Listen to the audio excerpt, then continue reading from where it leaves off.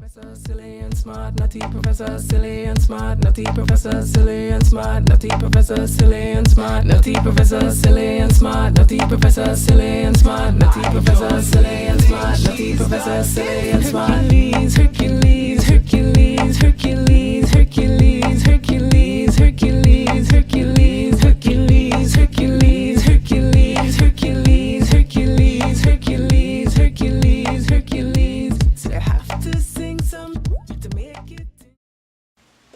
Most people are good at doing one thing and not another. Right-handed people find it difficult to write with their left hand. Science students usually fail languages. But today's guest defies that. She moved from a promising career in track and field to music. Nandelle Cameron, thank you for being our guest on today's program. Thank you for having me back in my school. Nandelle, did you enjoy your days at Legosec? Of course I enjoyed my days with Legosec. Legosec was fun times. I mean, I'm looking at all, I haven't been back here in a while, but look at all, just so many good memories just coming back to me right now. And I'm seeing you, because I haven't seen you in a while either. I just, Legosec was just fun. What stands out in your mind? The friends that I met here, the people, the teachers, it was just a very cool experience. And I just dig this something about Diego Martin in general, because I grew up here, and to go to school in the area, at the time it was, but it was fun. It was just some good times, good times. I remember that you were an athlete when you were at school. What sport did you practice? In Digosec, I was a footballer, or as the international community, some of them call it soccer.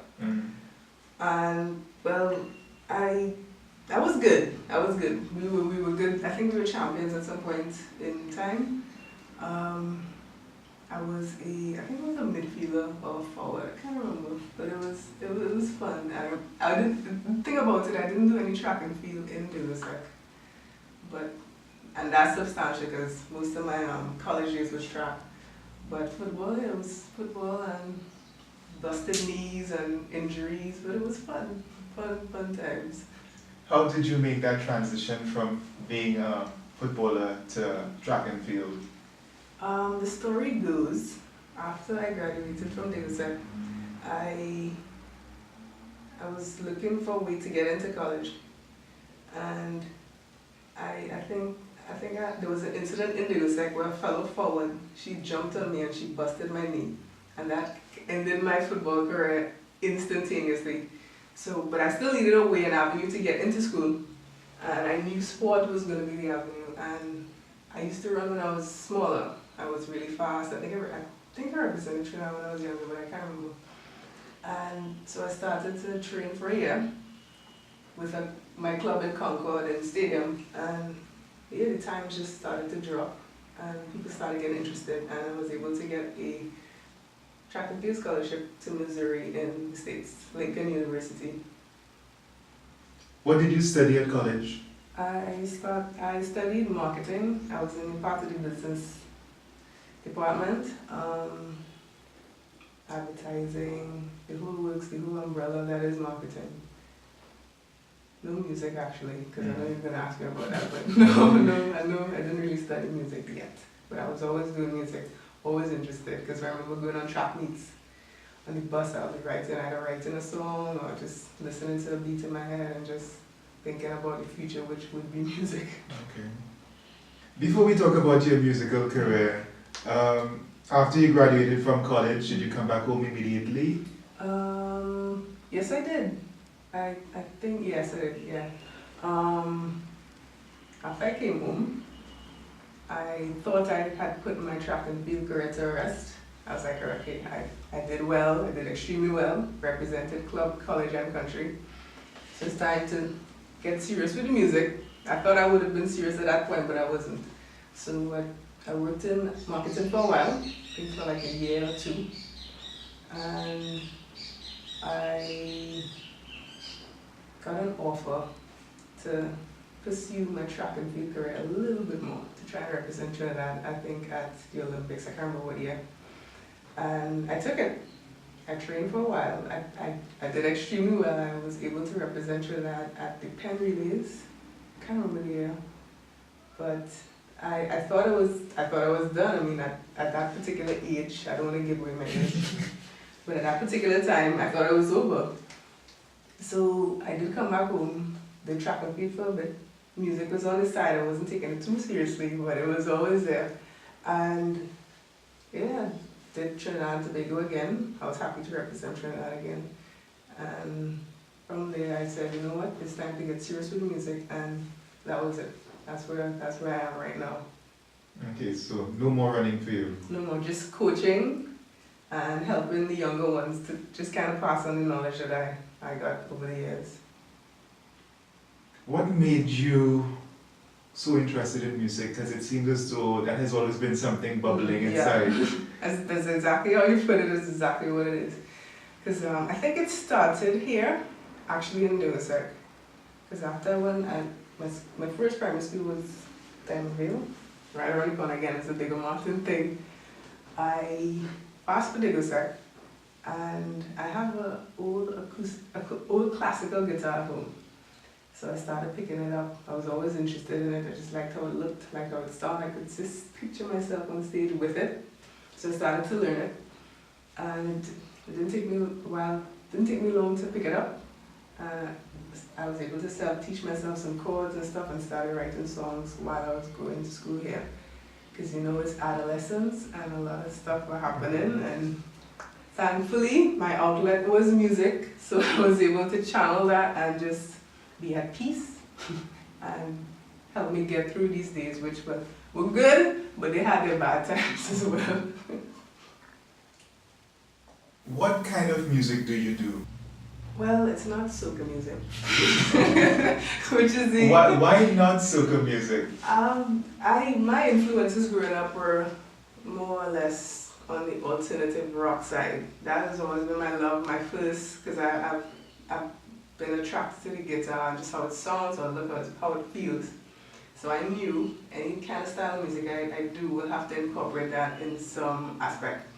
So the music is great, but I will probably mention the soca later on in life, but right now, my genre, my style, which is kind of new, is something called island pop. And it's a small community, but it is growing. And I think we have different branches of the island term. We have island pop, we have island rock. I think I was looking at the island indie aspect of it, but yeah, there are other types of music besides the soca and calypso that we love, but what island pop and what island does is just fuses the songs that we have, and we fuse it with influences from the island. So it would be soca, it would be calypso, it would be rap, so that's basically island music, the island movement we're trying to create. Okay, so have you done an album? I'm working on an EP right now, probably 6 to 8 songs. The first single off of that is Hercules. So all the efforts are going into Hercules right now. The video should be coming out right after Carnival 2015. Please look out for it. First music video. First look at the EP and what direction I'm going in terms of music, in terms of the island pop. What do you, or rather, where do you hope to go with it? Well, as an artist, my goal is just to take what I create and take it all over the world, to take it to as many ears as I can possibly can. I would love to do a world tour pretty soon, just to get whatever this island bubble, whatever it is, out there. I hope to start up a little following here, just to build the island movement, because there are different types of music besides the soca. So we build it up here and just take it all over the Caribbean, all over the world, as far as we can go.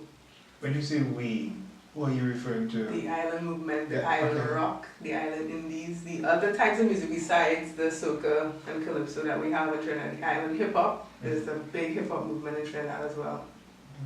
So, are you marketing Nandelle, or do you have a band?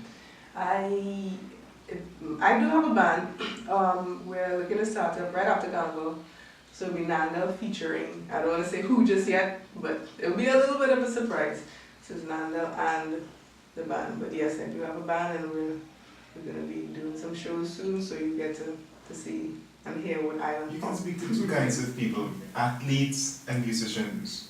You have those who want to be athletes, those who want to be musicians. What advice would you give for these two groups? Well, it's easy because it's the answer can be answered and directed to both groups. Just follow your dreams and follow your heart. It sounds cliche and very after school special, but it is so true that if you have good in your heart and you know you're passionate about it, just pursue it with all you can. Don't let anybody tell you to quit. Don't let anybody tell you can't do it, because that should just motivate you even more. If you don't know where it will take you, you don't know where your life dream will take you, so you just might as well do it, because nobody else can do you better than you. I always say that. All right, Nandelle, thank you for being with us today. No problem. Thank you, sir. Okay. I decided, you know what, gonna do things a little different. Instead of figuring out, just gonna open my mouth, you know, whatever comes out, well, that's okay. Think, shh, silly. Well, look, I'm not going to ignore what the Record Academy said, but like a